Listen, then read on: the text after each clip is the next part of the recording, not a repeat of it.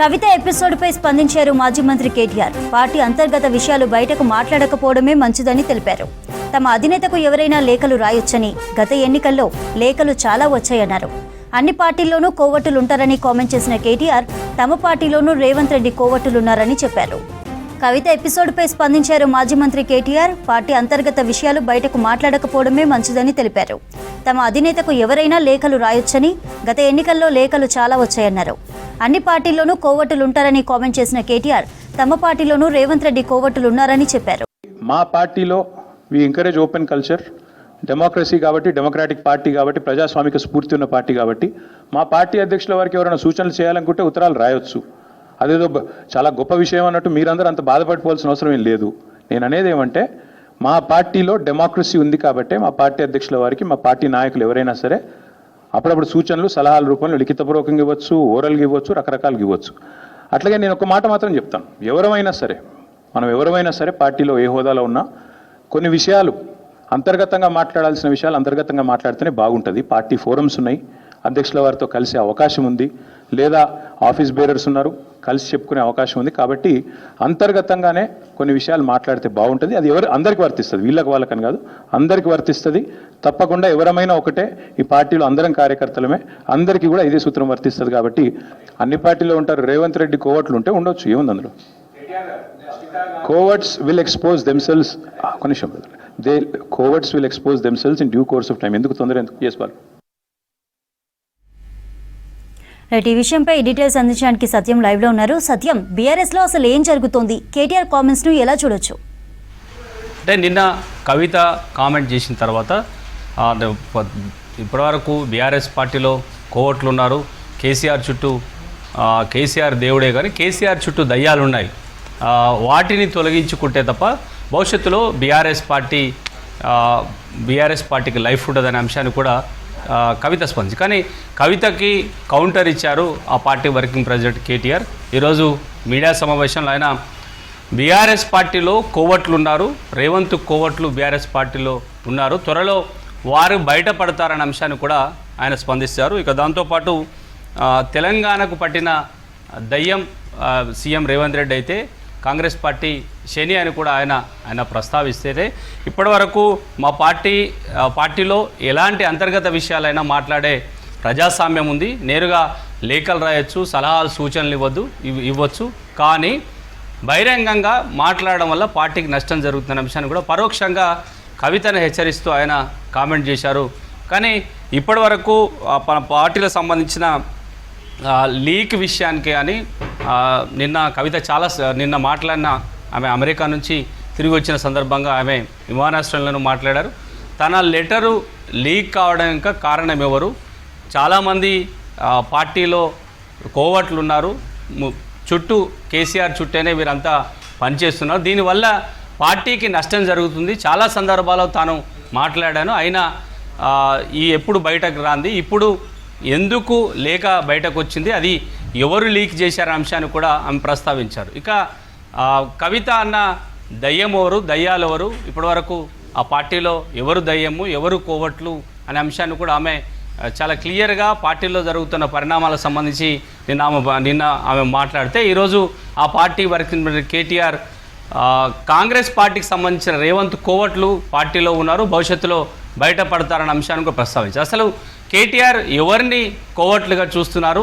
నిన్న కామెంట్ చేసిన కవితకు కౌంటర్ ఇస్తే పార్టీలో ఎవరు కోవట్లు ఉన్న అంశాన్ని కూడా ఇప్పటివరకు ఆయన పేరు మాత్రం చెప్పలేదు, కానీ నిన్న కవిత మాట్లాడిన తర్వాత ఈరోజు ఆయన స్పందించారు. ఆ స్పందనలో బీఆర్ఎస్ పార్టీలో కోవట్లు ఉన్నారు, వాళ్ళు రేవంత్ రెడ్డి కోవట్లు, భవిష్యత్తులో ఈ కోవట్లు బయటకు వస్తారన్న అంశాన్ని కూడా ఆయన ప్రస్తావించారు. అసలు బీఆర్ఎస్ పార్టీలో సొంత ఇంట్లో జరుగుతున్న వ్యవహారం దాదాపు ఒక గత 2 నెలలుగా కూడా ఈ వ్యవహారం ఇంటర్నల్గా, అంటే ఎప్పుడైతే గత నెల 27న రజోత్సవ సభ జరిగిందో ఆ సభ తర్వాత కేసీఆర్ ఫ్యామిలీలో, తర్వాత బీఆర్ఎస్ పార్టీలో అంతర్గత విభేదాలు చాలా రోజులుగా అన్ని రాజకీయాల్లో కూడా చర్చ జరుగుతూ వస్తుంది, కానీ ఇంటర్నల్గా జరిగే వివరాలు ఎక్కడ బయటకు రాలేదు. కానీ కేసీఆర్ కూతురు ఎమ్మెల్సీ కవిత 6 పేజీల లేఖ రాయడంతో ఆ లేఖ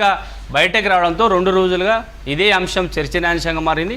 కవిత చాలా అంశాలను లేఖలో ప్రస్తావించారు.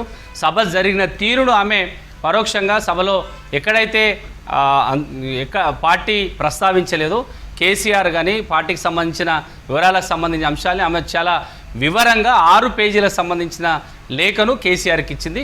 అది మొన్న రాత్రి బయటకు వచ్చింది.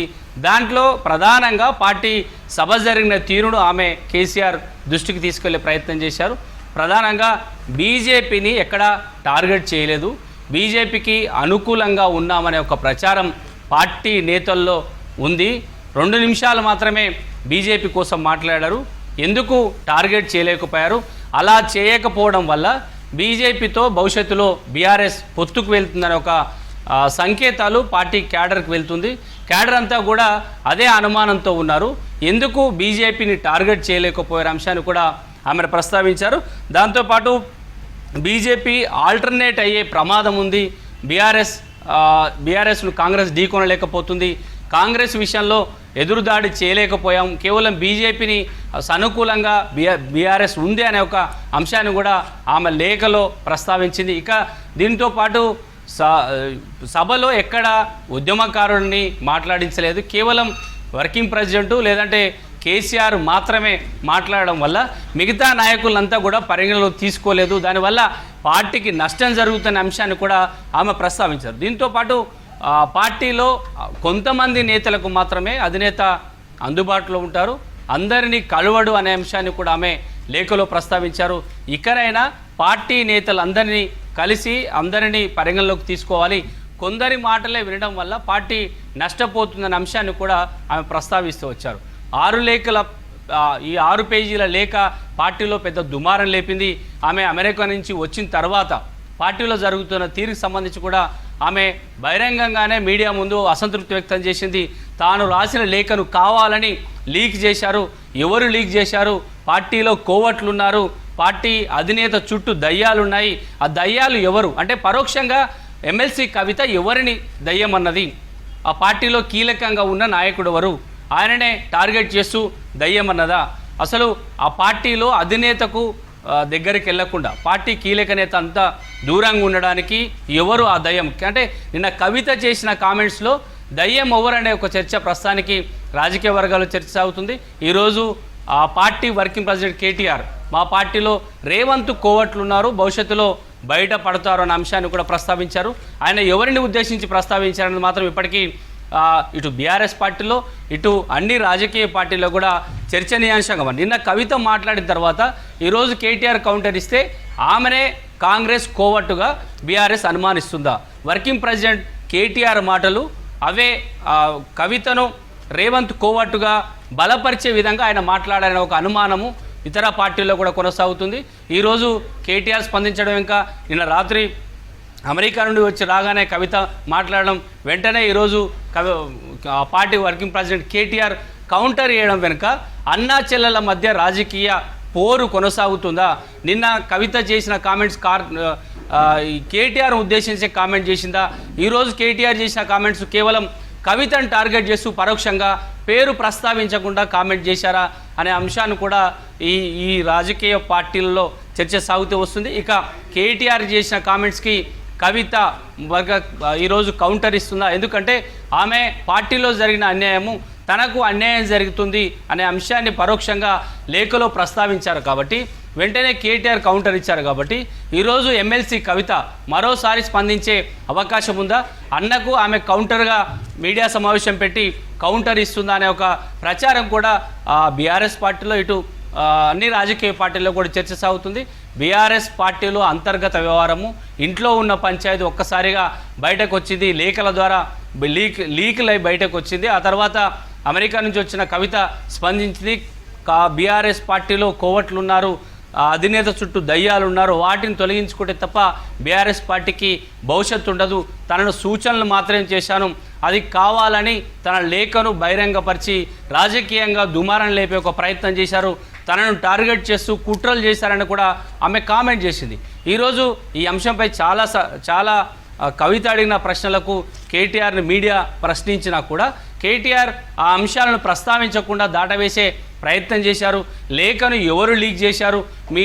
మీ పార్టీ అధినేతకు దగ్గర ఉన్న లేఖ ఒక్కసారిగా ఎందుకు బయటకు వచ్చింది? సోషల్ మీడియాలో తిరగడానికి కారణమేంది? ఇవన్నీ అడిగిన ప్రశ్నలకు ఎక్కడ కేటీఆర్ స్పందించకుండా దాటవేసే ప్రయత్నం చేశారు. కేవలం మా పార్టీలో రేవంత్ కోవట్లు ఉన్నారు, ఆ కోవట్లు భవిష్యత్తులో బయటపడతారు, ఆ కోవట్లు ఎవరో తెలుస్తుందనే అంశాన్ని కూడా ఆయన ప్రస్తావించడం వెనుక కేవలం కవితను టార్గెట్ చేసే ఆయన కామెంట్ చేశారని బీఆర్ఎస్ పార్టీలో చర్చ సాగుతూ వస్తుంది. ఇది మరింత రాజకీయ దుమారం లేచే అవకాశం ఉంది సొంత పార్టీలో. ఇక సాయంత్రం లోపు కవిత ఒకవేళ స్పందిస్తే కేటీఆర్ కౌంటర్గా మాట్లాడే అవకాశం ఉందని చెప్పొచ్చు.